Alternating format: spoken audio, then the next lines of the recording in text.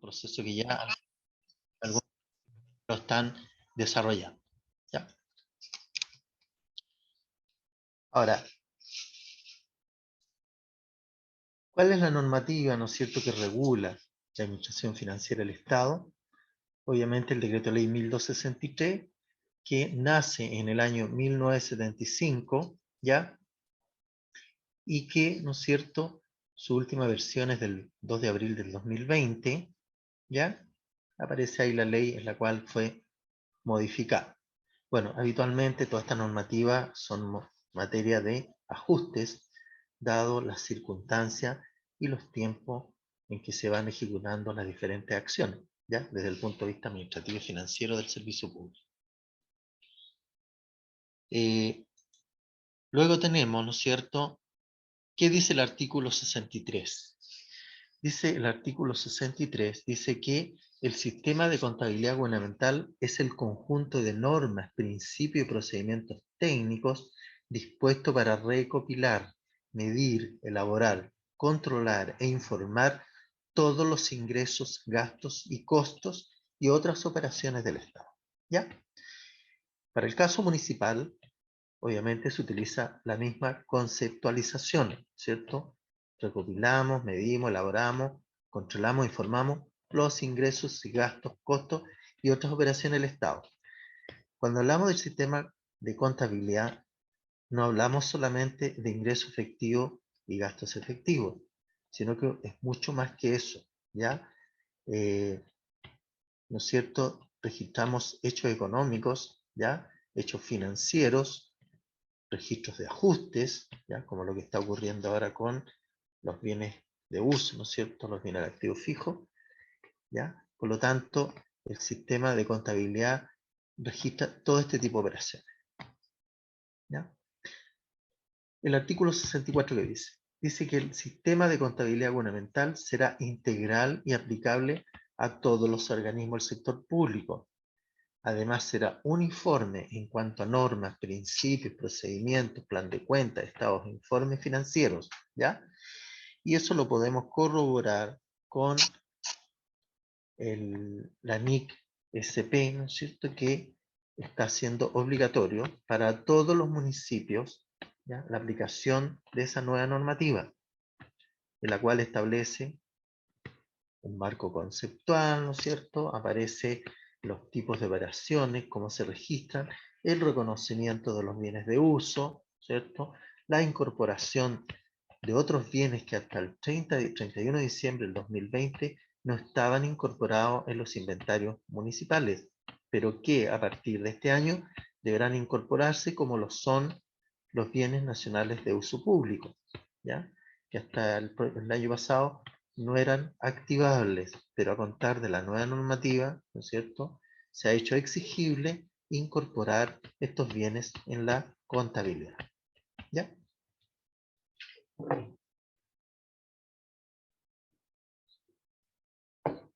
¿Alguna duda, consulta?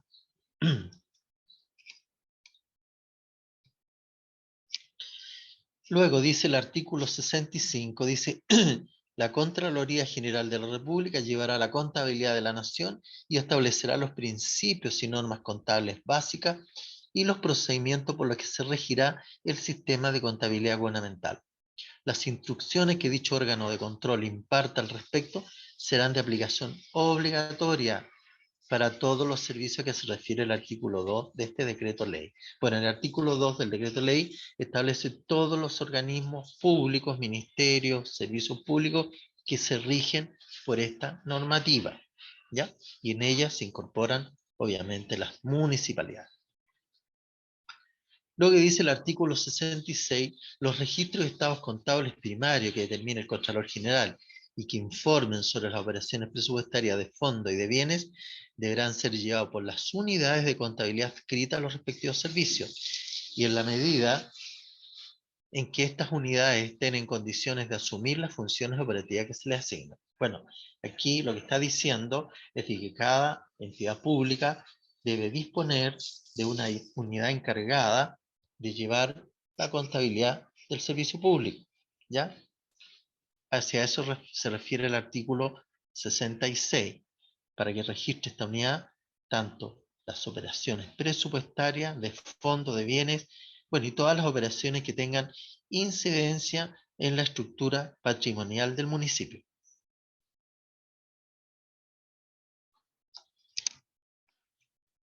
Luego el artículo 67, dichas unidades de contabilidad, dice, elevarán a la jefatura superior de cada institución los informes de estado necesarios sobre la marcha económica financiera de las dependencias del servicio.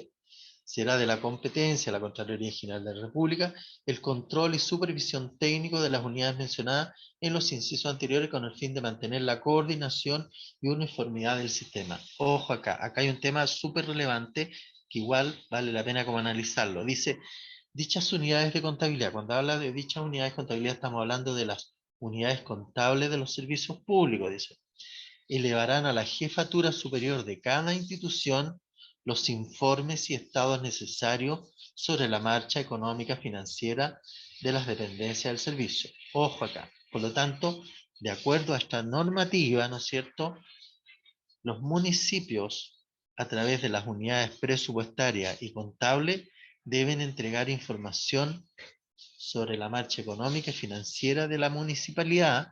¿Y a quién? Al jefe superior, y en este caso al alcalde, ¿ya?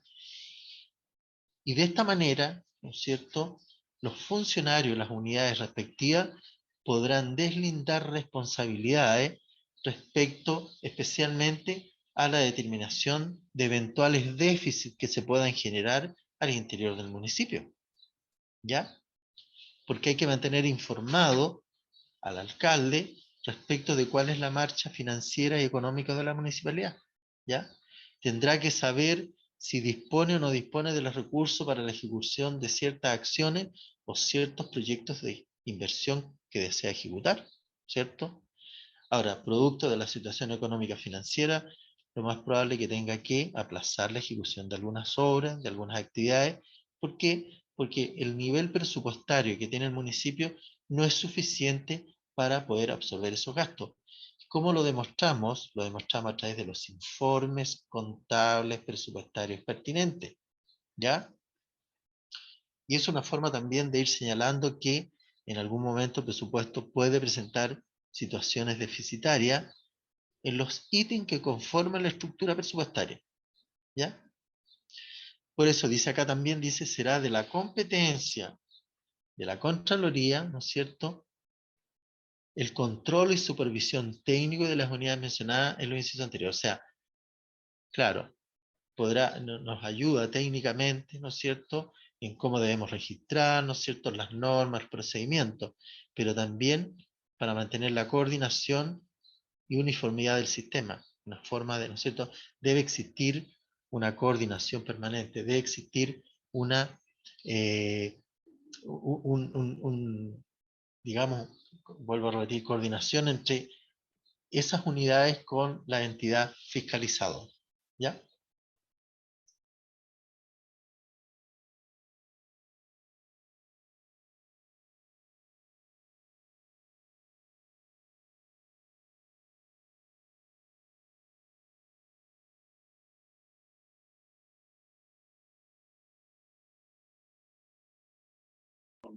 Dile tú.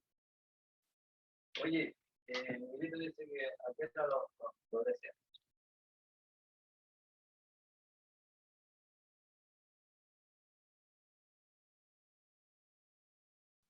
¿Está ahí, profesor?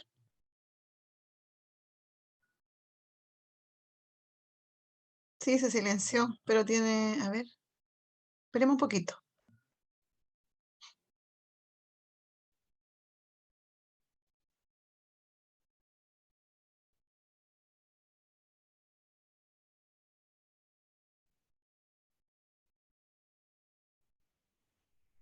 Profesor, ¿está ahí?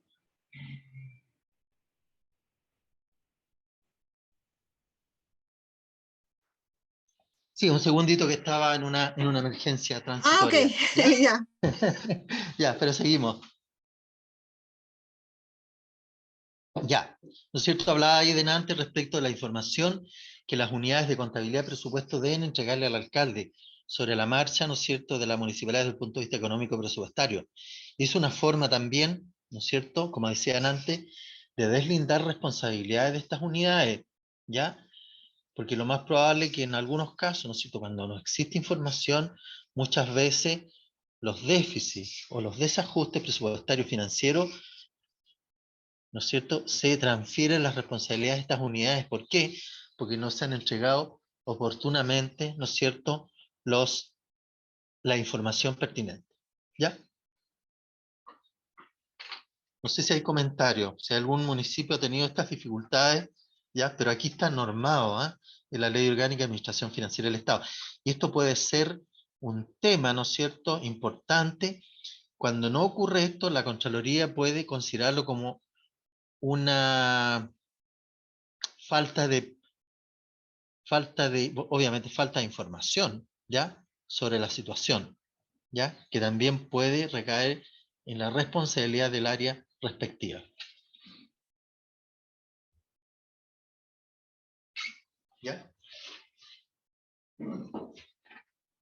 Luego tenemos el artículo 68 que dice: los servicios públicos deberán elaborar al 31 de diciembre de cada año un balance de ingreso y gasto y un estado de situación financiera cuando corresponda. Dichos estados se enviarán a la Contraloría General de la República y la Dirección de Presupuesto.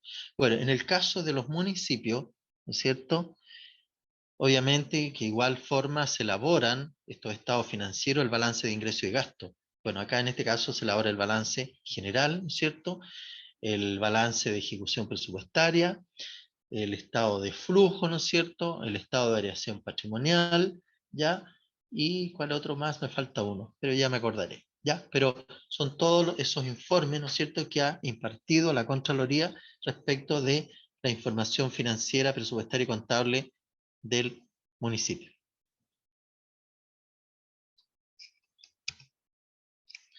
Y acá están. Dice: corresponderá a la Contraloría General de la República elaborar estados consolidados sobre. Pero estos estados consolidados obviamente fluyen de el balance de ejecución presupuestaria que entreguen los municipios y el sector público, de el balance general, ¿no es cierto?, patrimonial, para poder determinar la situación financiera del Estado. En este caso es el balance, ¿no es cierto?, general que deben entregar los municipios una vez al año. La situación patrimonial, ¿no es cierto?, ¿ya?, que sin perjuicio de lo anterior, la Contraloría General de la República podrá elaborar otros estados financieros y analíticos que se requieran para una mejor información, ¿ya? Y aquí tiene validez, ¿no es cierto?, cuando la Contraloría efectúa las auditorías a los municipios y empieza a solicitar, ¿no es cierto?, los auxiliares de diferentes cuentas. Por lo tanto, en ese caso, debemos prever que esa información debemos habilitarla, ¿ah? Establecer registros auxiliares que me complementen la información contable general, ¿ya? Y acá, por ejemplo, ¿qué auxiliar podríamos establecer? Ya que estamos en el proceso de inventario, ¿no es cierto? Quizá a lo mejor un auxiliar del registro de inventario, que a lo mejor podría estar conectado con el sistema contable respectivo, ¿ya? Lo cual permite que la información en forma automática sea trasladada, ¿no es cierto?, al sistema contable en sí, ¿ya? No sé si hay alguna duda, consulta, aporte. ¿Estamos claros? Yo lo único que les puedo decir, por favor, habilitemos, para una mejor información, habilitemos registros auxiliares, ¿no es cierto?, que obviamente ayudan a la interpretación y al análisis de las diferentes cuentas que conforman en diferentes informes, por ejemplo, en el balance general y en el estado de resultados, ¿ya? Son esenciales poder disponer de, ¿no es cierto?, registros auxiliares que determinen con claridad el detalle que conforman las cuentas de estos informes, ¿ya? Profesor, una pregunta. Sí, dígame. Para validar estos informes auxiliares, estos libros auxiliares, para validarlos y que sean reconocidos por la institución, ¿habrá algún mecanismo para ello, para que se oficialicen de alguna forma? Por ejemplo, a través de un decreto o algo así, para también darle mayor peso a este documento. la verdad que no existe normativa. Debiera estar dentro de las normativas de, por ejemplo, en el caso de, voy a poner un ejemplo nomás, en el caso del registro de los morosos, ¿ya? En el mismo sistema de proceso de cobranza moroso, por ejemplo, debiera existir cómo se va a llevar el registro de los morosos. Y ahí señalar que se debe habilitar un registro auxiliar, que es complementario, por ejemplo, al sistema contable, pero que también podría ser, digamos, inclusivo en el sistema contable, que sea automático, ¿ya?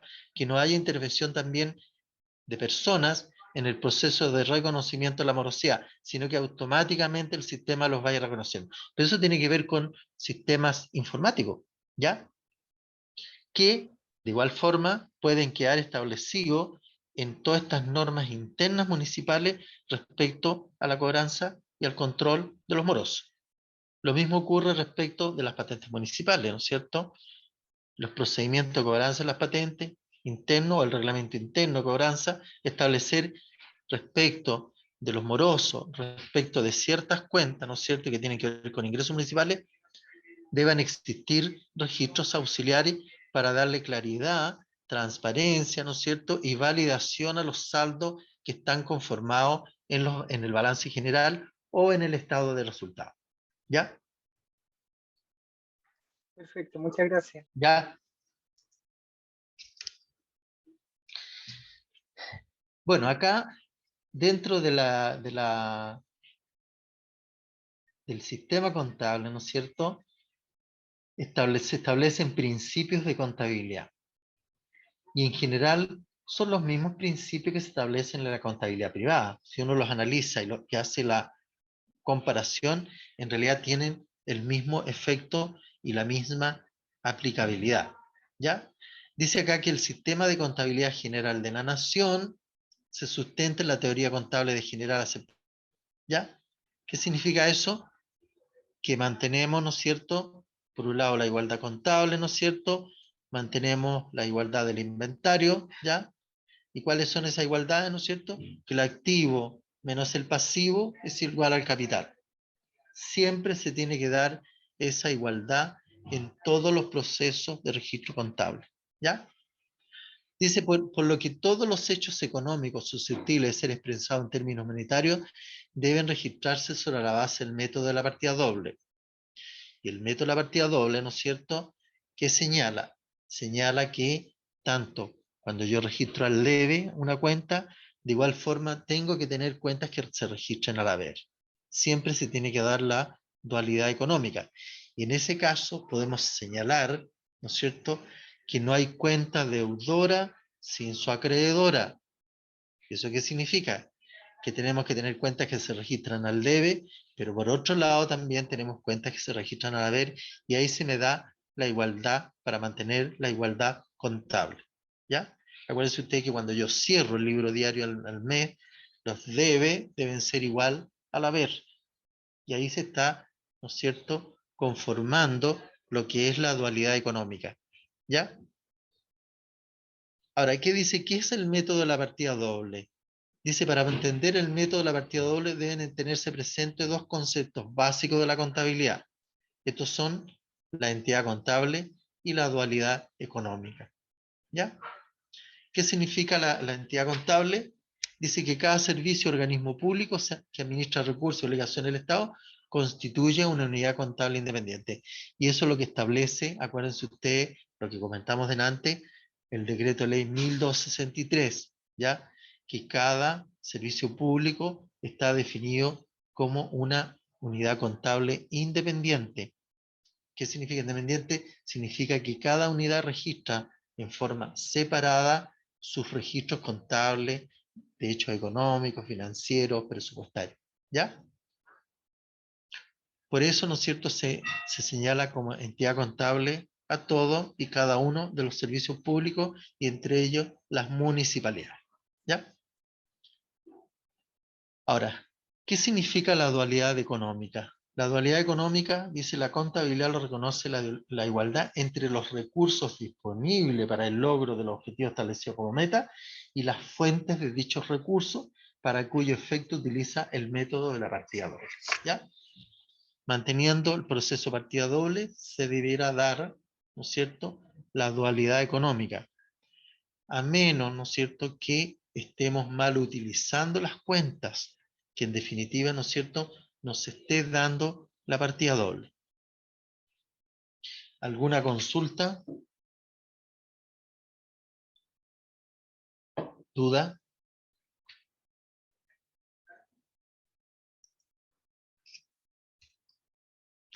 Bueno, dice que toda organización que se estructura como entidad contable al momento de iniciar sus actividades deberá realizar un inventario que se denomina inventario inicial.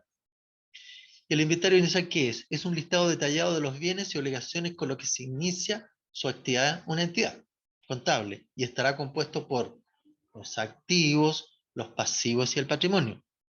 Y en el caso del patrimonio, si lo homologamos con el sector privado, estamos hablando del capital. Por tanto, de acuerdo al principio de la dualidad económica, en toda organización se puede reconocer una igualdad entre los recursos económicos, que son los activos que ella posee, y las obligaciones contraídas, sean estas a favor de terceros, que son los pasivos, o de los propietarios, que es el capital o el patrimonio. En el caso del sector público no es capital, sino que está concedido como patrimonio. La que se expresa de la siguiente manera, que el activo es igual al pasivo más el patrimonio, o que es lo mismo al activo menos el pasivo es igual al patrimonio. ¿Ya?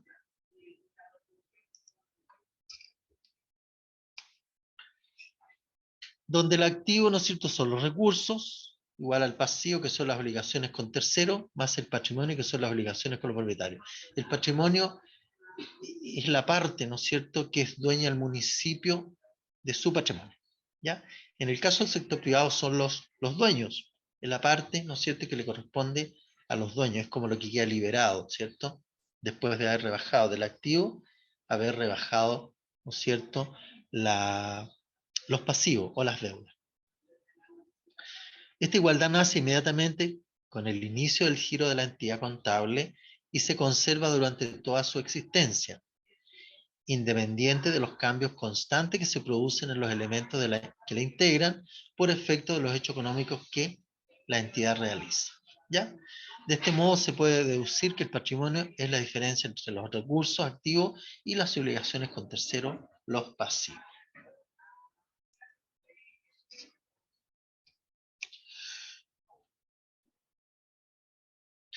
Dice que para evaluar los efectos de los hechos económicos de la entidad durante un periodo contable se mantiene una invariabilidad del patrimonio.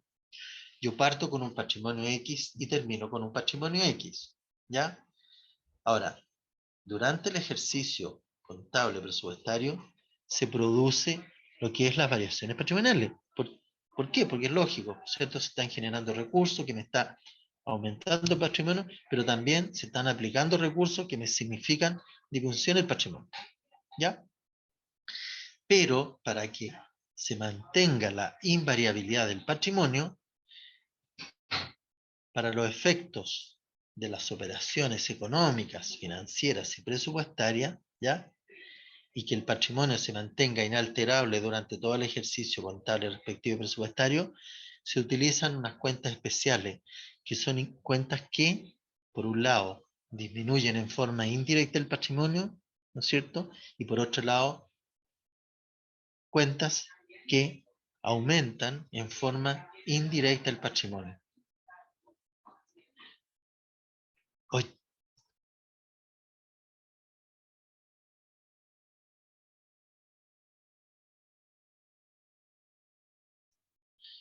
Luego, ¿no es cierto?, las variaciones patrimoniales en forma indirecta, tanto aumento como disminuciones, por un lado se van a considerar los ingresos patrimoniales, que son los ingresos económicos, y los gastos asociados a ellos, los gastos patrimoniales. Por lo tanto, a través de estas dos cuentas se establecen las variaciones del patrimonio.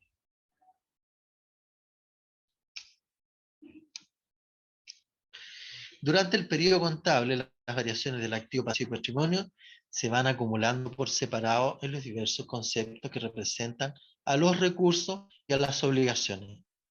¿No es cierto? Cada concepto asume la representación de una cuenta, ¿ya? Por lo tanto, todas las operaciones, ¿no es cierto?, van a quedar registradas desde el punto de vista de las variaciones patrimoniales en una cuenta específica. Así en la contabilidad gubernamental existirán cuentas de activo, cuentas de pasivo, cuentas de ingresos patrimoniales y gastos patrimoniales, ¿ya? Por un lado, ¿no es cierto?, cuando nosotros hacemos el balance general, de hecho, cuando hacemos el balance de 8 columnas, ¿cierto?, los ingresos patrimoniales versus los egresos patrimoniales o los gastos patrimoniales, ¿cierto? La diferencia que se genera entre ambos conceptos debe ser la misma diferencia que se genera en el balance general entre los activos y los pasivos, ¿ya? Y es así porque son las cuentas que de alguna manera, ¿no es cierto?, están variando el patrimonio. Pero ojo, el hecho de utilizar estas cuentas de gastos patrimoniales e ingresos patrimoniales, estamos utilizando un sistema indirecto de variación patrimonial. ¿Cuándo registramos oficialmente la variación patrimonial? Cuando hacemos el cierre del ejercicio contable y presupuestario, ¿ya? En la cual, ¿no es cierto?, sacamos la diferencia que se ha producido entre los ingresos patrimoniales versus los gastos patrimoniales. La diferencia que eso ocurra va a ser el aumento o la disminución del patrimonio que se genera durante el ejercicio contable y presupuestario, ¿ya? Pero que, ¿no es cierto?, de igual forma, no se altera el patrimonio, sino que lo registramos, esas variaciones, en una cuenta que se llama resultados acumulados, ¿ya? En la cual se establecen las diferencias que se han generado a nivel de patrimonio. Ahora, estas cuentas, ¿no es cierto?, tanto las de activos, las de pasivos, las de ingresos patrimoniales y gastos patrimoniales, están representadas como una forma de T, ¿ya? Y acá, ¿no es cierto?, cuando yo hago la T, ¿ya?, al debe, digamos, a este lado registro el debe, y a este otro lado registro el haber. O sea, mirando de frente nuestra pantalla, ¿no es cierto?, el lado izquierdo va a corresponder al debe y el lado derecho va a corresponder al haber, ¿ya? Estos son nombres solamente convencionales, ¿eh? No tienen otro efecto, sino que a raíz de convenciones internacionales del sistema contable se ha definido el debe y el haber como concepto de definición para el reconocimiento y la operatoria de las cuentas contables, ¿ya?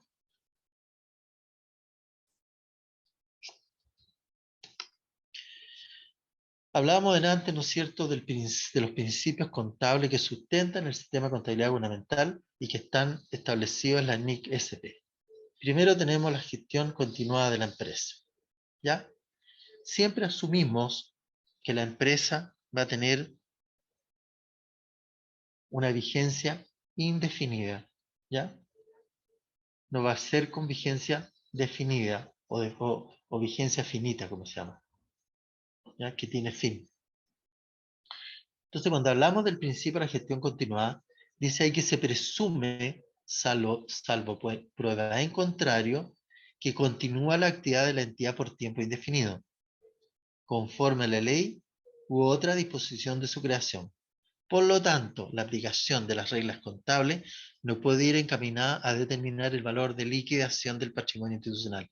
Por eso aquí hay que tener cuidado después cuando hagamos los ejercicios y reconocer, ¿no es cierto?, cuál es el valor de liquidación, ¿no es cierto?, que está establecido dentro de uno de los valores en que se pueden, ¿no es cierto?, cotizar o valorizar los bienes de uso, por ejemplo, ¿ya?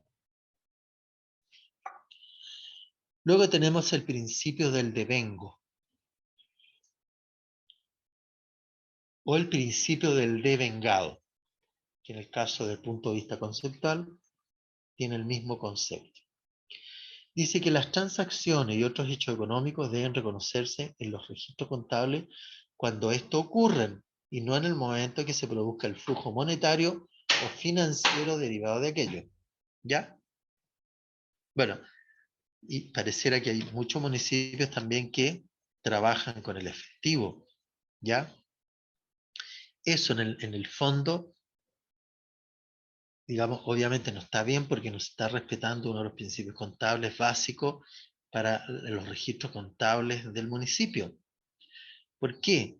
Porque es interesante el registro, ¿no es cierto?, del devengado.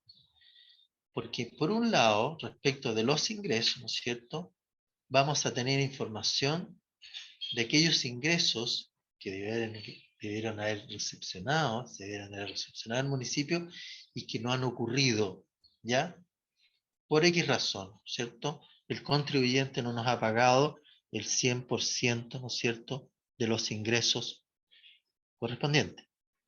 Cuando eso no ocurre, yo debo conocer quién es el contribuyente que me está debiendo y los montos que me está debiendo.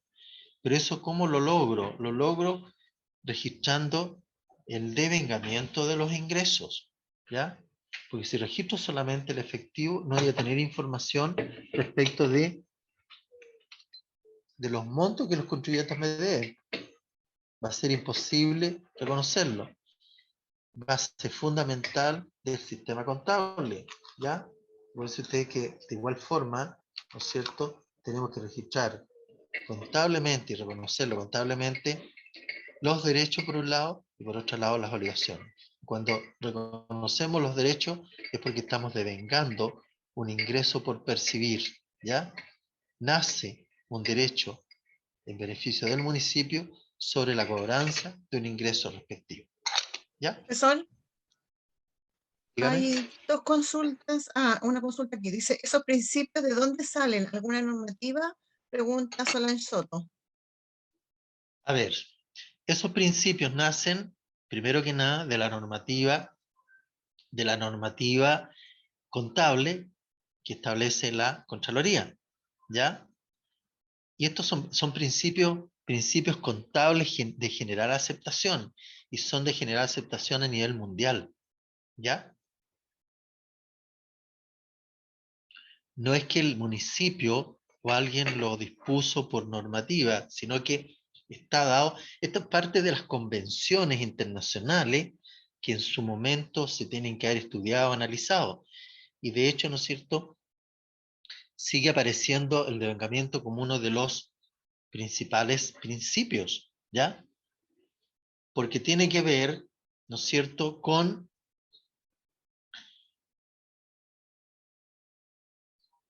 por un lado, respecto de los ingresos, ¿no es cierto?, el derecho que nace a percibir cierta cantidad de dinero en beneficio del municipio. Por otro lado, ¿no es cierto?, por el lado de los gastos, aparece lo que es el reconocimiento de una obligación de pago, que en definitiva posteriormente se va a transformar en un egreso, o sea, un egreso de fondos. Por lo tanto, ¿no es cierto?, este es un principio fundamental.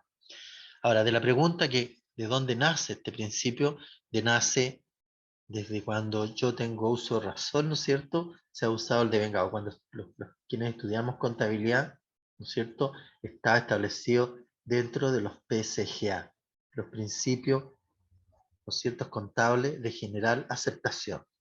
Y esos principios generales de aceptación, ¿no es cierto?, están establecidos por normas. Y lo reconoce el Colegio de Contadores, ¿no es cierto? Lo reconoce una organización internacional de contadores, etc. Pero esto es un principio que está vigente de muchos años, ¿ya? Ahora, lo que ocurre es que en forma paulatina se fue incorporando en el sistema contable público y en el sistema contable municipal. Porque hasta hace unos años atrás, acuérdense, en el año 75, cuando nace el decreto de ley 1263, a esa época, digamos, no existía un sistema contable integral, ya que considerara todos los principios, ¿no es cierto?, considerara todos los procedimientos para una información adecuada, transparente, fiable, ¿ya? Pero ya en el año 2000, 1975 en adelante, se establece este sistema contable y se hace aplicable, obviamente, el principio del devengado, ¿ya? ¿Alguna otra consulta, duda?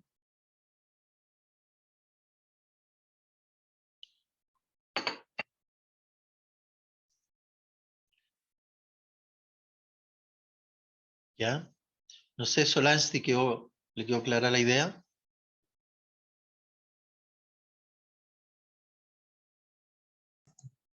Puede abrir Aló, su no sé si me micrófono. escuchan ahí.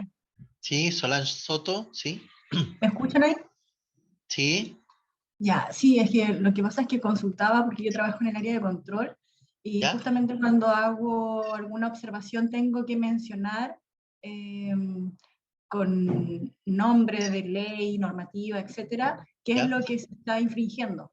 Entonces, Correcto. yo conozco el principio del devengo, pero no había visto, por ejemplo, el principio de imputación presupuestaria o gestión continua. Por eso hay que consultar. Ya, ya, perfecto. Bueno, ahora está, obviamente está en la norma, hoy día tiene el fundamento, y se lo voy a leer al tiro, ¿dónde está? Está en la NIC número 3, cuando haga las observaciones y vea que no se ha cumplido, por ejemplo, con el principio del devengado, ¿ya? Está en la resolución número 3, está en el número, en el número 29 de el marco conceptual. ¿Y qué dice? Se lo voy a leer. Dice, devengo, las transacciones y otros hechos económicos deben reconocerse en los registros contables cuando estos ocurren y no en el momento en que se produzca el flujo monetario o financiero derivado de aquellos. Los elementos reconocidos de acuerdo con este principio son los activos, los pasivos y los patrimoniales. ¿Ya? Por lo tanto, ahí está la explicación y el fundamento, a pesar de que igual existía, ha existido siempre, pero aquí lo que pasa es que lo están reafirmando, digamos, están actualizando esta normativa. Por lo tanto, cuando usted registre, verifique si se está cumpliendo el principio del devengado, puede hacer mención a esta última normativa que se implementa a contar de este año. ¿Ya? Sí, la del devengo la he ocupado, de hecho, pero las otras, ¿Ya? la de gestión continua e imputación presupuestaria, no las había leído. ¿Esas Claro, están es en que la resolución? claro, lo que pasa es que la gestión continua también aparece en la resolución. ¿Y qué es lo que dice? Dice, se presume, salvo prueba en contrario, que continúa la actividad de la municipalidad, ¿ya? Por tiempo indefinido, conforme a la ley u otra disposición de su creación. Por tanto, la aplicación de las reglas contables no puede ir encaminada a determinar el valor de liquidación del patrimonio de la municipalidad. O sea, aquí está claramente, ¿no es cierto?, señalando que, digamos, va a continuar en forma indefinida la gestión municipal o de la municipalidad respectiva, ¿ya? Por eso aquí lo que pasa tiene que ver un poco, porque tiene que ver con los valores, ¿ya? Los valores de los bienes, los valores que conforman el patrimonio de la entidad. Cuando una entidad, y esto lo voy a hablar en términos de sector privado, cuando una entidad, ¿no es cierto?, va a terminar sus actividades, cierra su actividad, ¿qué es lo que hace la empresa?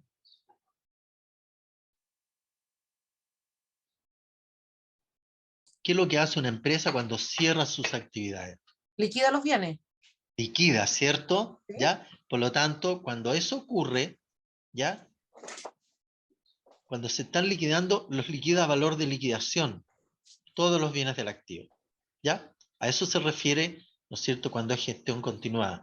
Por lo tanto, en los municipios, el tiempo de vigencia de la municipalidad tiene una vigencia indefinida. Por lo tanto, nunca vamos a utilizar, para los efectos de valoración de los bienes o de cualquier cuenta de activo pasivo, el valor de liquidación, ¿ya? Porque lo más probable es que nunca se determine un municipio, ¿ya?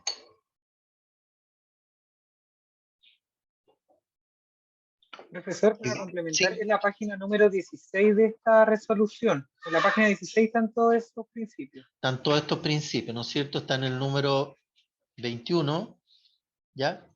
Dice, los principios contables constituyen las reglas básicas que rigen la contabilidad del municipio y se determinan y aplican en función de los objetivos y las características cualitativas de la información financiera que emana de la misma. ¿Ya? Ahí está la fundamentación respecto de los principios contables aplicables, que son la gestión continuada, el devengo, y por otro lado también lo que es la imputación presupuestaria. ¿Y qué dice respecto de la imputación presupuestaria? Dice, la imputación del presupuesto al presupuesto del ejercicio se efectuará atendiendo al origen del ingreso y al objeto del gasto. Y se realizará en la misma oportunidad en que se producen los hechos económicos, mediante el procedimiento técnico de integración contable presupuestaria que asocia el clasificador presupuestario de ingresos y gasto con el plan de cuentas contables. Aquí hay un tema que parece que lo vi con ustedes respecto a la integración contable, que integramos lo que es todo el manejo presupuestario, pero que quedan integrados en la contabilidad general. ¿Y en qué momento, no es cierto?, podemos entender que están integrados, ¿no es cierto? De partida, las cuentas presupuestarias se encuentran incorporadas en el plan de cuentas contables, ¿no es cierto?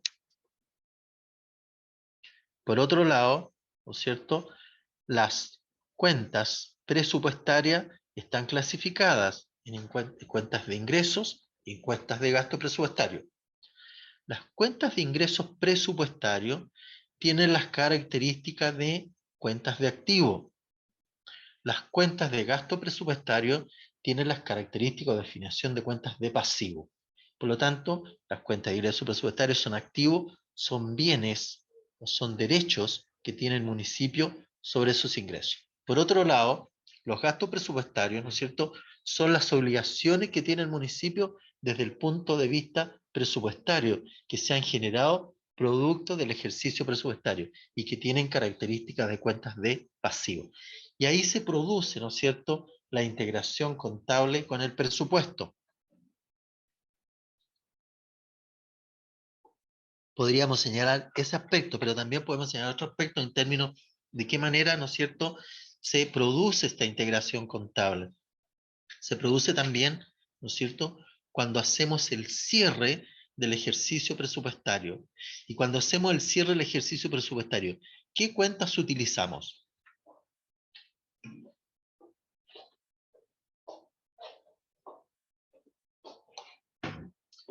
Hay alguien que me lo comente. ¿Qué cuentas utilizamos cuando hacemos, ¿no es cierto?, el cierre del ejercicio presupuestario?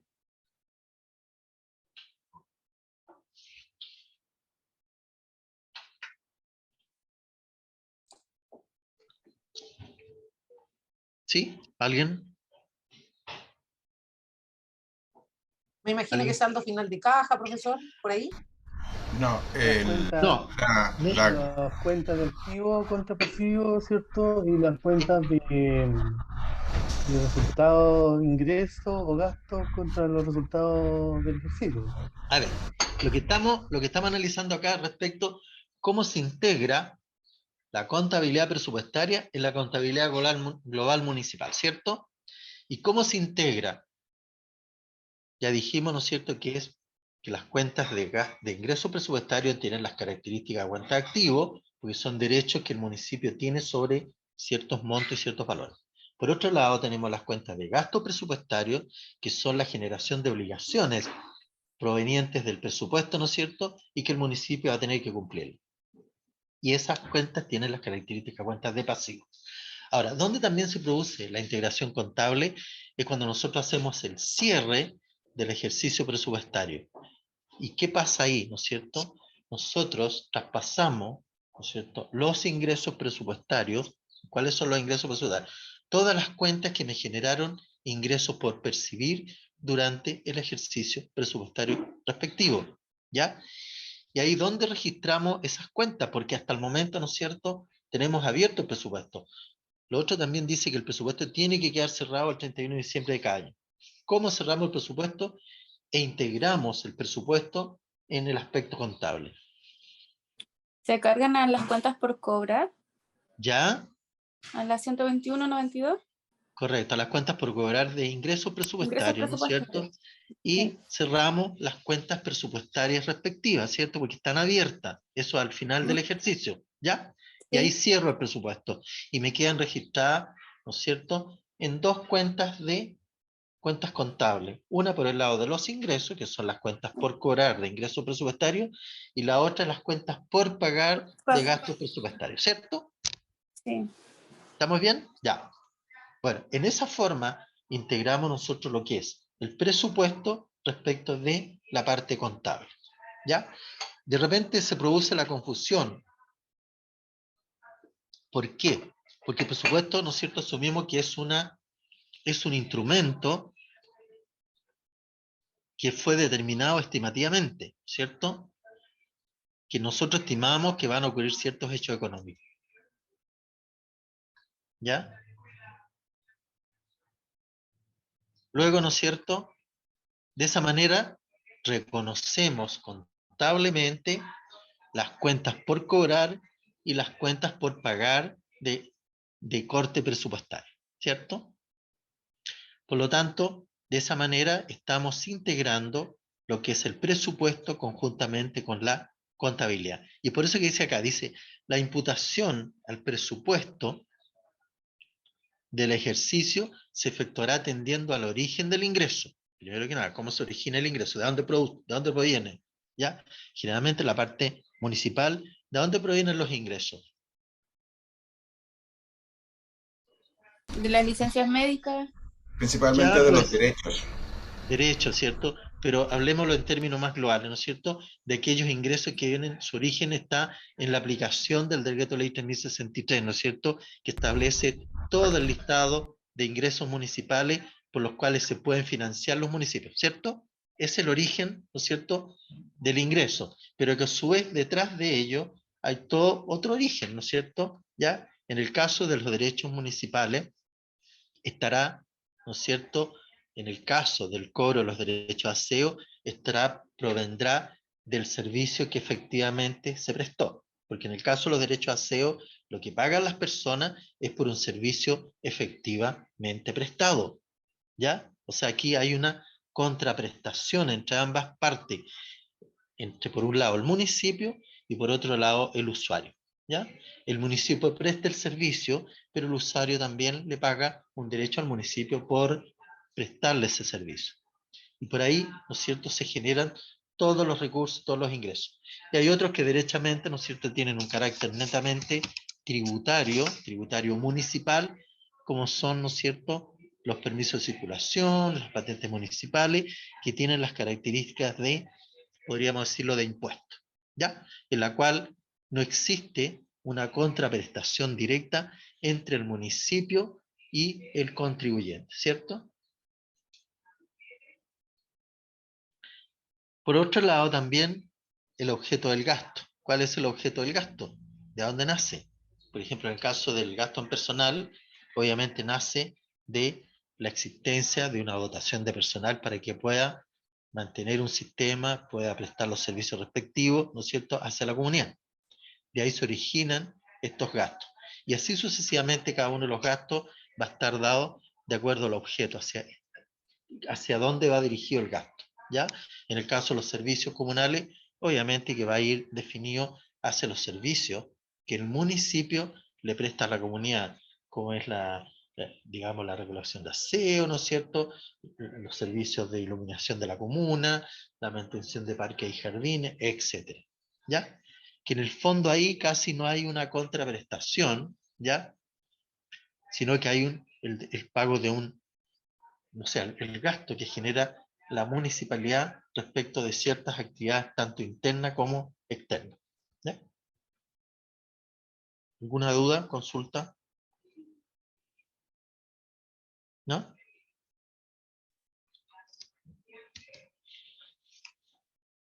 Aquí tenemos algunos ejemplos del principio del devengado.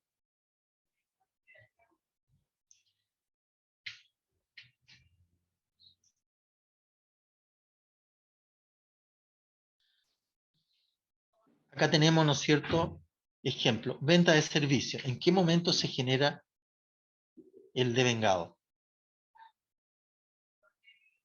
Obviamente en el cumplimiento del servicio, ¿cierto? ¿Ya? Se cumple el servicio, se recibe conforme, ¿no es cierto?, ahí ya nace la obligación de pago de parte, o en este caso la venta de servicio, ¿no es cierto? El cumplimiento del servicio, y que en este caso el contribuyente tendrá que pagarle al municipio por esa contraprestación, ¿ya? Cuando se materialice efectivamente el servicio, ¿ya? Disculpe, es como el código IVA cuando se devenga el impuesto. Es algo Claro, similar que cuando se en el entrega, caso si de se la le venta de entrega, servicio, en el caso de la venta de servicio, ¿no es cierto? Cuando se genera el devengo, ¿ya? En este caso, cuando se cumple, ¿no es cierto? Cuando se cuando cumple se la entrega venta el del servicio. servicio. Claro, o puede ser al revés también, ¿ya? Cuando aquí estamos hablando de venta de servicio, que el municipio le vende algún servicio a algún usuario, ¿ya? Cuando se cumple el servicio, ahí se produce, ¿no es cierto?, el devengo, el devengamiento. Por ejemplo, a ver, ¿qué servicio capacitación. pues, a ver, no capacitación, no, podría ser, por ejemplo, Pero si capacitación da el curso y cuando termina el curso ya está cumplido el servicio. Ahí sí, correcto. Ya, pero veamos un tema más como Nosotros Fabián. tenemos venta de servicio y venta de bienes. En el caso de los servicios, ¿Qué por venta de ejemplo, servicio tienen ustedes? ¿Qué venta de sí, servicio tienen ustedes? entradas al parque, un parque grande que hay acá en la comuna. ¿Ya? Ahí ¿Ya? tenemos venta de servicio y venta de bienes. Gran parte de los municipios hoy día ya lo tiene, que es las farmacias municipales. Correcto. Bueno, en ese caso, cuando hay venta de servicio, pero ahí en la farmacia municipal estamos viendo que es la venta de bienes. Aquí Sí, estamos por eso hablando. que decía que es Claro. una venta de un bien. Correcto, venta de bienes, por eso hay que hacer la distinción entre servicio y bienes, que tienen, si bien es cierto, en el fondo, ¿no es cierto?, características diferentes desde el punto de vista conceptual, pero desde el punto de vista de vengamiento tienen como las mismas finalidades, ¿ah? Por un lado, cuando se vende el servicio y cuando el servicio se cumple, ¿ya? Y en el tema de la venta de bienes es cuando se produce el vengamiento, cuando, ¿no es cierto?, se recibe físicamente y conforme el bien. Ahí nace la obligación de pago. Por ejemplo, en el caso de compra de un bien, ¿ya? Ahora, las rentas de inversión. Y cuando hablamos de renta de inversión podemos hablar, ¿no es cierto?, de alguna propiedad que pueda tener un municipio y que la destine, ¿no es cierto?, al arrendamiento, a generar, ¿no es cierto?, cierta rentabilidad de ese bien. Y cuando se produce el devengamiento, ¿no es cierto?, en la medida que se va cumpliendo el plazo del contrato, ¿ya? Por ejemplo, todos los contratos de arrendamiento, acuérdense ustedes que se pactan, por lo menos la mayoría, se pacta un arrendamiento mensual. En la medida que se va cumpliendo el periodo, ¿no es cierto?, vamos a tener que ir pagando por el uso, o nos van a tener que ir pagando lo correspondiente al arrendamiento por el uso de ese bien, ¿ya? Y en ese caso, en la medida que se vaya cumpliendo, ¿no es cierto?, el plazo, se va a ir generando el devengo, ¿ya?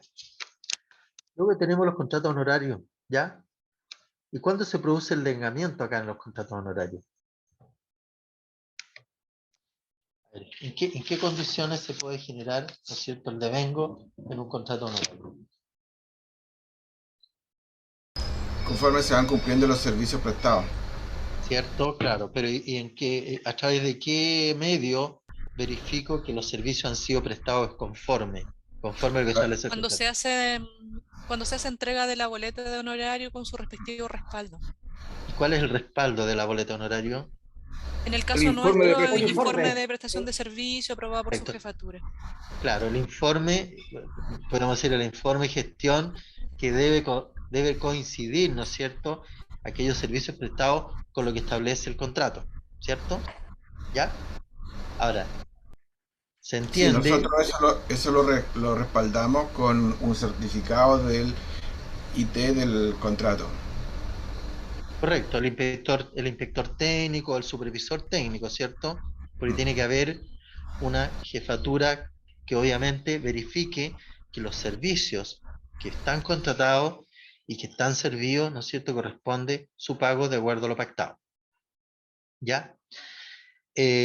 Acá hay un alcance que hacer respecto a los contratos honorarios, ¿no es cierto? Los contratos honorarios no se pueden contratar a personas, primero que nada, que asuman responsabilidad funcionaria. ¿Por qué? Porque los contratos honorarios no tienen, dentro de la figura jurídica, no tienen responsabilidad administrativa, sino que el contrato o la responsabilidad recae solamente sobre los servicios contratados, ¿ya? Esa es la única limitante que tiene. Tienen que cumplirse los servicios contratados, prestados y pagados. Pero estos funcionarios no pueden asumir responsabilidades menos manejo de fondos, ¿no es cierto? Ni tampoco aquellas funciones que por ley le corresponde ejecutar a los funcionarios de planta o a contrata, ¿ya? Ojo con eso. Lo mismo también, ¿no es cierto?, está contemplado dentro de los contratos en prestación de servicios comunitarios, que es una cuenta bastante abultada para algunos municipios, por cuanto se ha utilizado en algunos casos para contratar personal para desempeñar funciones habituales municipales, ¿ya? En ese caso, ¿no es cierto?, no corresponde ese mecanismo de contratación, ¿ya? Por lo tanto, sería conveniente, yo no sé si alguien tiene a la vista el clasificador presupuestario. ¿Algún alumno o alumna que tenga a la vista el clasificador presupuestario? Acá lo tengo. Ya, vamos al 2104004, donde está la definición. ¿Qué es lo que dice? 2104004 dice: prestación de servicios en programas comunitarios. Comprende la contratación de personas naturales sobre la base de honorario para la prestación de servicios ocasionales y o transitorios, ajenos a la gestión administrativa interna de las respectivas municipalidades, que estén directamente asociados al desarrollo de programas en beneficio de la comunidad, materias de carácter social, cultural, de rehabilitación o para enfrentar situaciones de emergencia. ¿Ya? ¿No es cierto? La definición que establece no me acuerdo el número. Ya, bueno, es el decreto que establece las modificaciones presupuestarias tanto para el sector público como para el sector municipal. Por lo tanto, tenemos que tener cuidado respecto a este tipo de contratos. ¿Por qué? Porque en algunas auditorías la Contraloría, ¿no es cierto?, ha hecho observaciones y en algunos casos ha formulado los reparos respectivos. ¿Por qué? Porque las funciones para las cuales fueron contratados sus funcionarios no están siendo desarrolladas de acuerdo a lo que establece el contrato, sino que están asumiendo funciones administrativas, de hecho hasta funciones de jefatura y directiva, ¿ya? Y o profesional, a través de este tipo de contratación. Así que hay que tener cuidado. ¿Por qué? Porque desde el punto de vista legal no corresponde, ¿no es cierto?, contratar personas para que desarrollen labores habituales y permanentes municipales. De hecho, la misma normativa habla ahí de contrataciones transitorias, y es súper específico al señalar qué tipo de contrataciones podemos hacerla a través de este mecanismo. ¿Ya? ¿Alguna duda? Ahora, con la única diferencia que este tipo de contratación, ¿no es cierto?, no es aprobada por el Consejo Municipal, sino que solamente son considerados los contratos honorarios respecto de la suma alzada, ¿ya? Los cuales obviamente tienen que estar concordantes con el porcentaje de autorización que estipula la ley respecto de la contratación honoraria. ¿Alguna consulta? ¿Duda?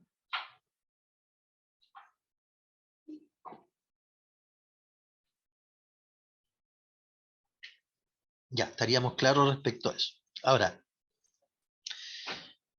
otro proceso de vengamiento, por ejemplo, cuando compramos bienes, compramos un bien físico, ¿no es cierto? ¿En qué momento se transforma en un compromiso de pago, en obligación de pago?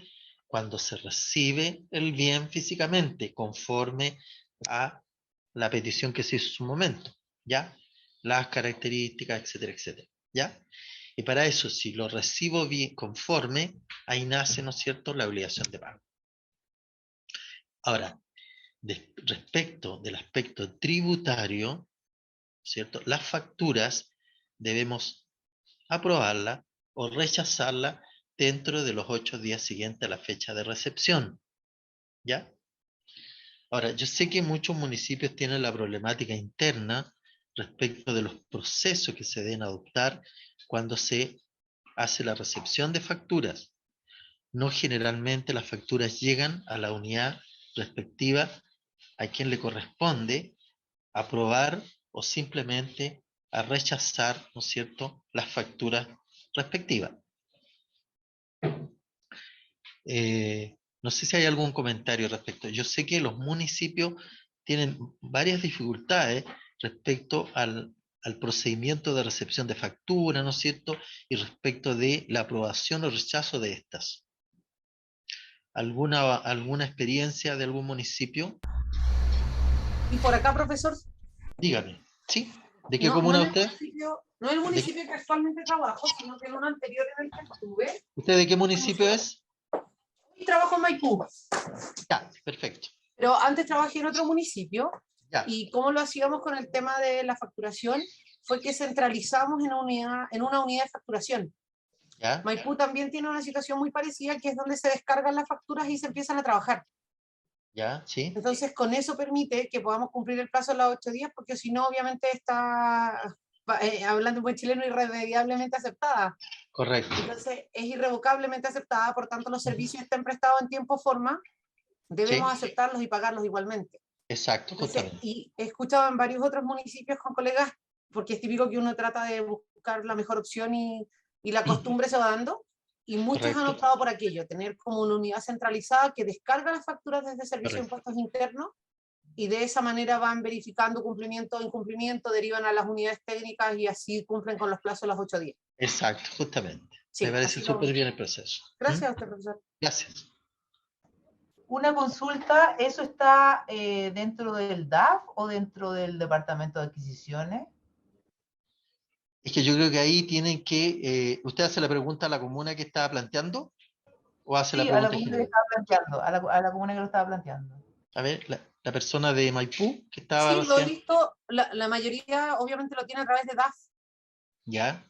porque así tienen un control más acabado de la facturación en general, porque como en DAF también está contabilidad, la mayoría desagrega por ese lado esta unidad de facturación.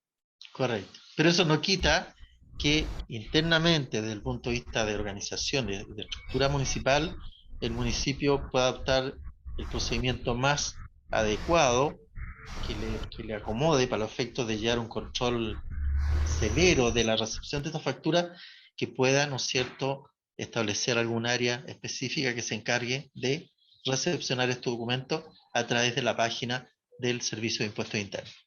¿Ya? Permiso, profesor, disculpe, porque hay otros municipios que tienen dirección de compras. Sí. Entonces, claro, como usted bien dice, ahora ya no solamente finanzas quien se hace cargo, sino que muchas veces, como tienen estas direcciones de compras públicas, Correcto. centralizan en aquello. Depende del organigrama, en realidad. Así es. La organización interna es la que deriva. Exacto. La estructura municipal interna es la que va a determinar cuál es la mejor opción que tiene cada municipio, de acuerdo obviamente a la dotación de personal, ¿no es cierto?, al nivel técnico, etcétera, etcétera, para que pueda asumir esta responsabilidad. ¿Ya? Solo comentar, profesor, en el caso de nosotros, dentro de la DAP existe el departamento de adquisiciones, y dentro del departamento de adquisiciones hay una unidad de pago que llamamos, que es que recopila toda la información para armar los expedientes de pago, y ella se encarga de este tema. Pero hacer mención también de que cuando hay otro tema que se cruza también con el tema de los 8 días, que es el tema de la factorización de la factura. O sea, si yo no tuve la precaución de rechazar la factura dentro de los 8 días, el día 9 ya me cayó el acuse recibo automático. Claro. Ese mismo día esa empresa puede estarnos factorizando esa factura, y si yo no tengo el cuidado de rechazar esa factorización dentro de los plazos legales, ya después no me empieza a cobrar el proveedor, sino que me empieza a cobrar el factory. Bueno, ahí yo creo que hay que acotar todos los medios, los tiempos posibles de que pueda quedar, ¿no es cierto?, regularizada la aceptación o rechazo de esa factura.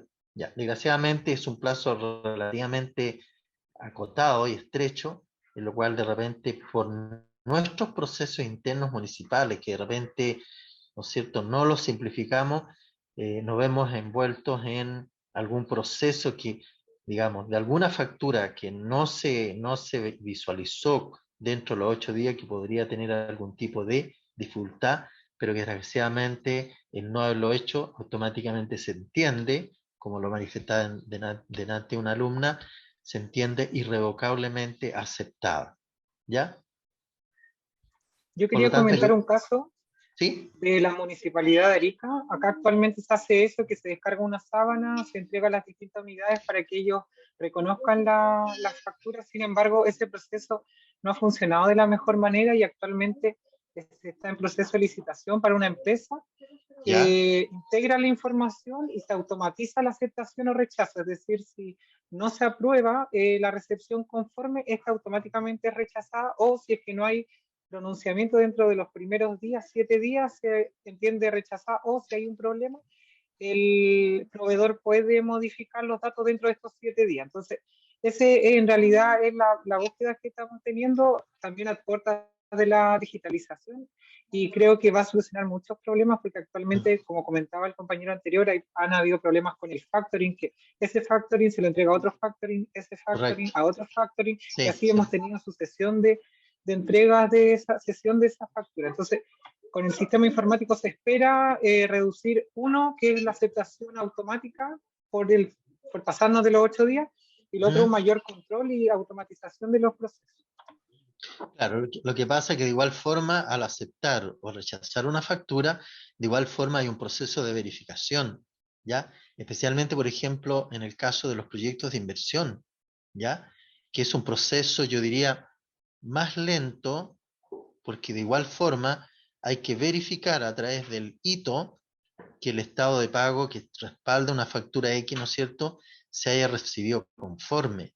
Y ese es un tema que igual yo sé que afecta a los municipios, por lo tanto, es aconsejable respecto del avance y pago de los proyectos, una vez que el estado de pago esté automáticamente autorizado, recién, ¿no es cierto?, el usuario o el proveedor emita la factura respectiva, de manera tal que no se produzca alguna dificultad posterior en relación a la facturación de ese estado de pago, ¿ya? Porque eso es frecuente que pueda ocurrir, que ¿no es cierto?, los contratistas presenten un estado de pago y ese estado de pago pueda ser observado, ¿ya? Entonces, cuando ese estado de pago esté definitivamente aprobado en esas condiciones, ahí recién el contratista emita su factura de cobro, ¿ya? Ahí hay que tenerlo presente respecto de los procesos internos que cada municipio esté, digamos, aplicando. ¿Ya? Seguimos. Y acá tenemos, por ejemplo, en el caso de la ejecución de obra, ¿en qué momento se produce el devengo? Se produce, ¿no es cierto?, en el momento que se avance la obra. Por lo tanto, trabajo hecho, trabajo pagado. Trabajo hecho, pero que esté previamente aprobado por quien corresponda, en este caso, por el inspector técnico de obra. ¿Ya? Me da la impresión que ellos son los que en definitiva van dando las aprobaciones sobre el pago de avance de los proyectos de inversión, ¿ya? A través de una carta GAN, ¿no es cierto?, etcétera, etcétera. Hay todo un proceso previo. ¿Ya?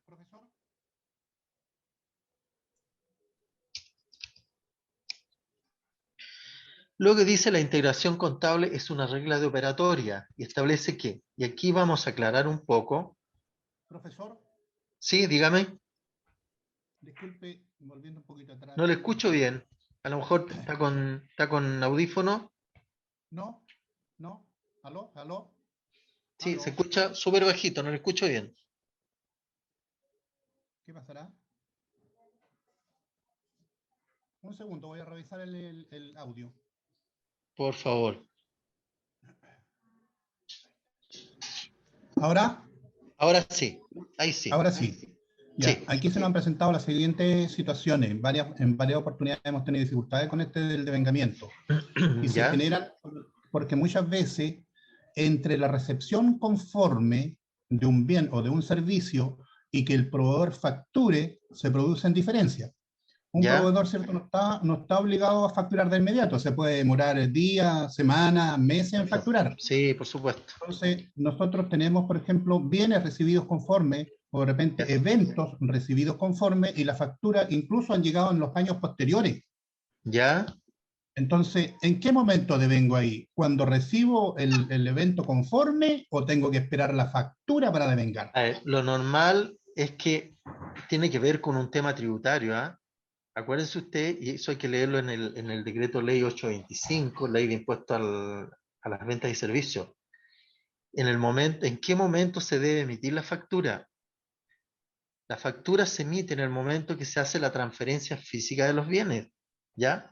Porque tiene que ver ahí con un tema tributario, que ahí ya nosotros como municipio tenemos que también salvaguardar porque somos parte del sector público. Por lo tanto, en el momento que se recibe el servicio, en ese momento debe emitirse la factura respectiva. Y en ese momento tendré que devengar el servicio o la compra del bien. Y eso tiene que ver con un... Eso tiene que ver con un tema. Si no he recibido la factura, pero tengo la recepción conforme, ¿puedo devengar solamente con la recepción conforme? No, pues tiene que devengarla con la factura. Es que por eso, es que ahí hay un tema de tipo legal. O sea, no es que me llegue el bien y no me factura el tiro. Y a través de qué documento tributario, por ejemplo, se traslada el bien. ¿En qué momento tributario? Digamos, porque aquí va implícito un impuesto fiscal que es el IVA. ¿Ya? Sí, pero, profesor, disculpe, Sí. el del DL825 dice que se devenga cuando se efectúe la entrega real o Por eso. simbólica. Sí, correcto. Pero en ese Independiente de que momento... se entregue la factura. Ahora, léase la parte, mira, no lo tengo acá a mano, pero está en el decreto ley 825, ¿no es cierto? ¿En qué momento se emite el documento tributario? ¿Ya? Y en el momento Profesor, pero eso en la teoría, en la práctica no ocurre eso. Sí, pero la práctica, claro, es que la práctica la podemos tener mala. Es que la guía Estamos haciendo mala práctica. Es responsabilidad de los proveedores, como nosotros vamos a estar, oiga, facture. Claro, pero yo lo que lo estoy explicando es la norma general, digamos. Yo sé que se presentan problemas con los proveedores, pero la norma general es esa y está establecida en el decreto ley 825. ¿En qué momento, no es cierto, cuando se reciben los bienes o servicios y el momento, no es cierto, que también se emita la factura respectiva? Porque detrás de eso, obviamente que hay un impuesto fiscal, que es el IVA. Entonces, por eso hay que tener ojo con eso. Y yo les sugiero... Situaciones en que varios proveedores han facturado el año siguiente. Uno porque tenía el impuesto interno, tenía bloqueado su facturación y facturó como 6 meses después del año siguiente. Ya, bueno, ahí hay un tema ya... El servicio estaba prestado, existía la recepción conforme y no se dejó devengado porque no había llegado la factura. Y todavía tenemos esa situación pendiente que no le podemos pagar porque no se dejó devengado el gasto a pesar de que estaba recibido conforme. Pero con la guía de despacho se puede devengar. Claro, también, mira, el documento tributario que corresponda, ¿ya? En este caso, los documentos tributarios son de aquí después, pero el tema está en que lo que plantea usted es que el Servicio de Impuesto Interno tenía bloqueado al contribuyente. ¿Qué significa eso? Que el contribuyente no puede emitir factura, no puede emitir guía, no puede emitir ningún documento tributario, ¿ya? Ojo con eso, ¿ya? Profesor, ¿sí? Creo que la solución, o sea, como sugerencia solo, en ese caso que nosotros igual hemos tenido situaciones similares cuando el contribuyente está bloqueado por el Servicio de Impuestos Internos para emitir factura. Si ellos emiten un certificado al respecto, nosotros en esa eventualidad podríamos emitirle una factura de terceros. Sí, podría ser, ¿ya? Pero ahí ya nos comprometemos, ¿no es cierto?, a un tema que es de responsabilidad, voy a ser súper directo, a un tema que es de responsabilidad del contribuyente en realidad, ¿ya? Es como un poco, ¿no es cierto?, torcerle un poco la nariz a la ley, ¿ya? En términos de que estaríamos avalando algo que un contribuyente tiene quizá, a lo mejor puede tener un problema deuda tributaria, no sé, pues de cualquier otro evento en la cual igual hay que tener cuidado desde el punto de vista municipal cómo se resuelve ese tema. Por eso, ¿no es cierto?, cuando se llama licitación, cuando se hace la compra, supuestamente todos los proveedores tienen su normativa tributaria, previsional, ¿no es cierto?, que está conforme. Y eso también lo establece la ley de compras públicas. Acuérdense ustedes que no se puede contratar, no se puede comprar con aquellos proveedores que tengan alguna dificultad de hecho laboral, ¿cierto? Que también, no me acuerdo si la parte tributaria, bueno, también es un tema que afecta a las compras, ¿ya? Por lo tanto, hay que tener cuidado ahí respecto a que cuando se hacen las compras, ¿ya? También existen plazos para la entrega de la facturación respectiva, ¿ya? Que se supone que debe hacerse dentro de un plazo prudencial, ¿ya? Acuérdense ustedes que de igual forma existe el plazo de los 8 días, ¿ya? Por lo tanto, también la misma norma establece en qué momento se debe emitir la factura. Ahora, si hay otro problema complementario, yo creo que ahí hay que revisarlo, porque ahí entramos en un tema de tipo legal, ¿ya? Por eso ahí en ese caso tienen que hablarlo con el área jurídica, porque tiene que ver con un proceso más bien de tipo legal que de contable administrativo, ¿ya? Porque si no, yo no tengo la factura o no tengo ningún antecedente para devengar. ¿Cómo devengo? Yo no puedo suponer que, ¿no es cierto?, yo compré, lo recibí, pero ¿en virtud de qué? ¿Con qué documento? ¿Con qué documento tributario? ¿Ya? Está todo el proceso de compra, o el profesor está el contrato o la orden de compra. Perfecto, no, sí está bien, pero para los efectos de pago, ¿cuál es el documento que debemos tener presente para el proceso de pago? No, estamos hablando de devengar, no pagar. Pero es que también tiene que ver, porque primero tengo que devengar y luego pagar, ¿cierto? Entonces tengo que yo tener todas las instancias de registro, pero ¿con qué? Con los documentos legales de respaldo. ¿Ya? Pero hay un dictamen de la Contraloría al respecto que desgraciadamente no lo tengo a mano, ¿Ya? que señala claramente de que deberíamos devengar con la recepción conforme del bien o servicio. Eso, compártalo, si lo tiene por ahí a mano, compartámoslo.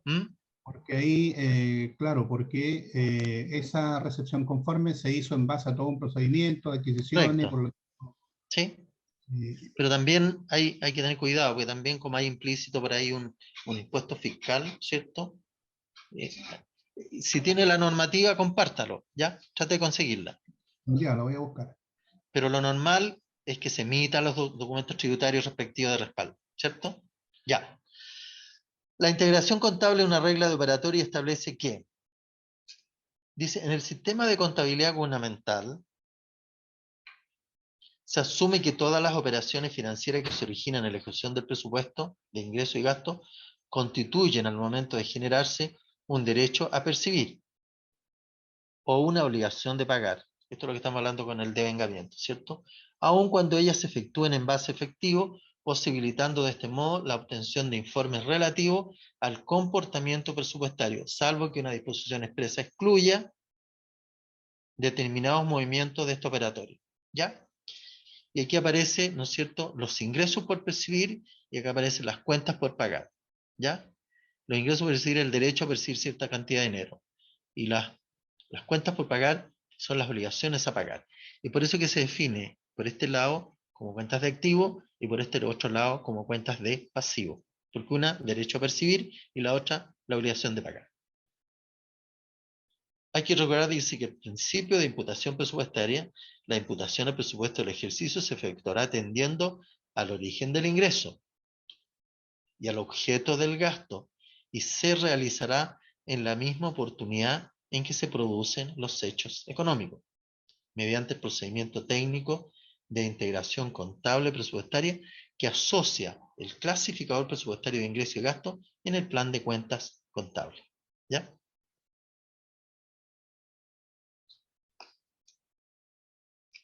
Y aquí podemos graficar, ¿no es cierto?, para que nos quede un poco más claro, cómo se produce esta integración contable. Primero partimos de la base, ¿no es cierto? Trabajamos con el presupuesto. Y el presupuesto, ¿qué dice? Que son estimaciones financieras para un periodo dado. Son estimaciones. Estimamos ciertos hechos económicos durante un periodo determinado. ¿Qué origina esto? ¿No es cierto? La estimación presupuestaria origina probables derechos por cobrar y también genera probables obligaciones de pagar. Y cuando hablamos de probables derechos por cobrar, estamos hablando de ingresos presupuestarios. Y cuando hablamos de probables obligaciones de pagar, estamos hablando de gastos presupuestarios. ¿Ya? Aquí estamos hablando netamente del presupuesto, aquí no estamos hablando de hechos económicos reales. ¿Ya? Estamos tratando de entender, ¿no es cierto?, desde el punto de vista conceptual, cómo se entiende integrada la parte contable con el presupuesto. Aquí ya vamos dilucidando qué efectos tiene, ¿no es cierto?, desde el punto de vista conceptual, hacia dónde, ¿no es cierto?, se dirige este tipo de registro, cuando se trata de registro de ingresos y gastos patrimoniales, de gastos presupuestarios. Luego, respecto de los ingresos, y aquí hacemos la comparación con la contabilidad. Hablamos recién del presupuesto, ¿no es cierto?, que es una estimación financiera para un periodo dado, tanto de ingresos como gastos. Pero aquí ya nos entramos a la contabilidad. Y cuando hablamos de la contabilidad de ejecución de las estimaciones financieras para un periodo dado, ¿no es cierto?, ya estamos hablando de hechos económicos reales que amerita que se registren desde el punto de vista contable. Cuando hablamos desde el punto de vista presupuestario, ¿no es cierto?, estamos hablando sobre estimaciones, nada más, ¿ya? Cuando hablamos del presupuesto en general, el presupuesto de ingresos, habla de, ¿no es cierto?, estimaciones de posibles ingresos presupuestarios. Cuando hablamos del presupuesto de gasto, hablamos de posibles compromisos de pagos presupuestarios. Pero aquí ya estamos entrándonos a la parte más concreta, a hechos económicos que se relacionan con el presupuesto municipal, ¿ya? Y en ese caso, cuando hablamos de los ingresos presupuestarios ya efectivos para un periodo dado, se originan los derechos por cobrar, ¿ya? Y por el lado de los gastos, ¿no es cierto?, obligaciones de pagar. Y cuando hablamos de los derechos por cobrar, aquí ya aparecen los deudores, ¿no es cierto?, presupuestarios. Y por otro lado, las obligaciones aparecen los acreedores presupuestarios. Pero ¿qué es lo que pasa? Y acá podemos hacer la comparación, ¿no es cierto? Acá señalamos probables derechos por cobrar, probables obligaciones de pagar. Y esos son los ingresos presupuestarios y los otros son los gastos presupuestarios. ¿Ya? Eso para distinguir y poder entender conceptualmente uno del otro. Luego tenemos cómo se va dando la integración contable. Por ejemplo, cada vez que se devenga un ingreso presupuestario, se origina desde el punto de vista contable una cuenta por cobrar. ¿Ya? Cada vez que se devenga un gasto presupuestario, se origina desde el punto de vista contable una cuenta por pagar, que era lo que yo señalaba recientemente. ¿Ya? ¿Alguna duda, consulta?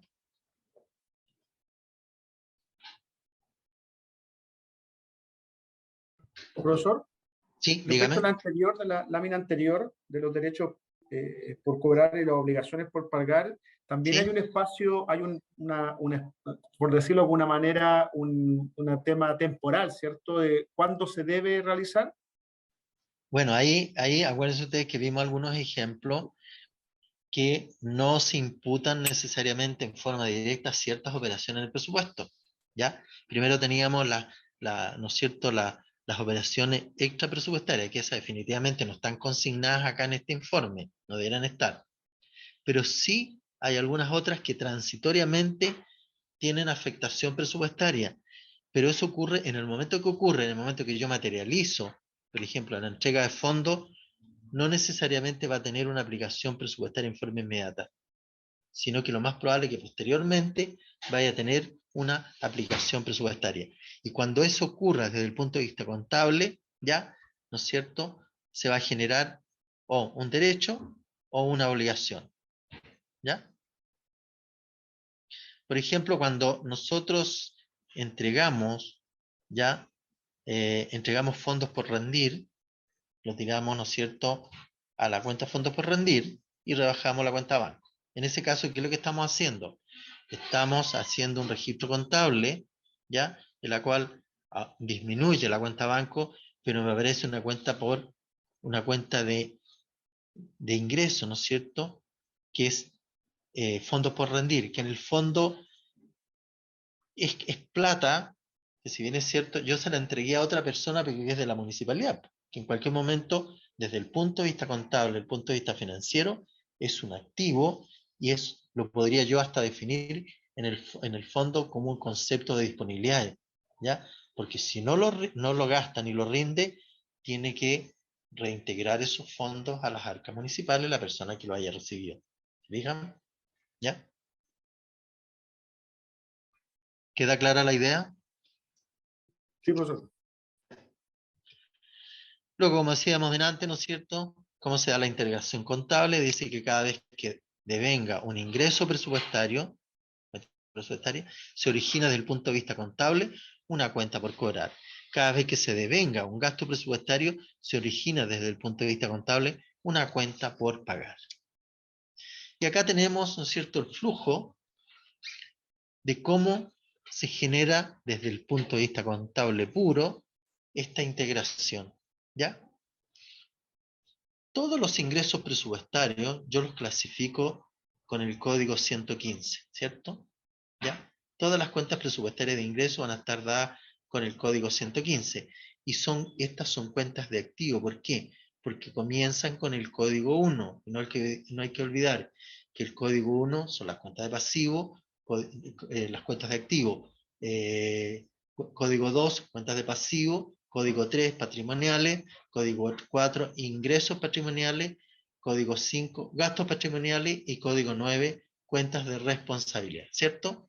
Para este caso, nosotros estamos utilizando unas cuentas de activo, que es la 115, ¿ya? Que cuando se genera el ingreso devengado, ¿no es cierto?, yo registro al debe de la cuenta respectiva. Por ejemplo, en el caso de las patentes municipales, cuando yo emito el rol de patentes, ¿no es cierto?, el área de rentas y patentes me va a pasar el listado firmado, autorizado por el funcionario responsable, ¿no es cierto?, el día primero, por ejemplo, el 1 de julio respectivo, me pasa la información y desde el punto de vista contable se genera, ¿no es cierto?, un registro al debe, ¿ya?, de la cuenta, ¿no es cierto?, patentes municipales, y en todas las cuentas que interviene el rol de patente, porque no solamente, acuérdense ustedes que tenemos cobro solamente el valor de patente, o sea, el porcentaje del capital propio. También hay valores que se cobran por los bienes nacionales de uso público, ¿no es cierto?, los derechos de publicidad, el derecho de aseo. Por lo tanto, cuando yo devengo esa planilla, yo voy a devengar en cada una de las cuentas respectivas, ¿no es cierto?, cada uno de los ingresos que corresponden a cada cuenta, ¿ya? Puede registrar en el debe en la cuenta patentes municipales, en el debe de la cuenta derechos de aseo, en el debe, ¿no es cierto?, derechos de publicidad, de las cuentas respectivas, etcétera, ¿ya? Todos aquellos valores que aparezcan en el rol de patente, yo lo voy a devengar, ¿no es cierto?, provenientes del rol respectivo, validado y firmado por el funcionario, la directora de renta y patente debidamente acreditada y validada, ¿cierto? ¿Ya? Profesor, ¿Sí? nos corresponde el break de 45 minutos. Regresamos a Ya. las 13. Perfecto. Volvemos en un rato más entonces. Gracias.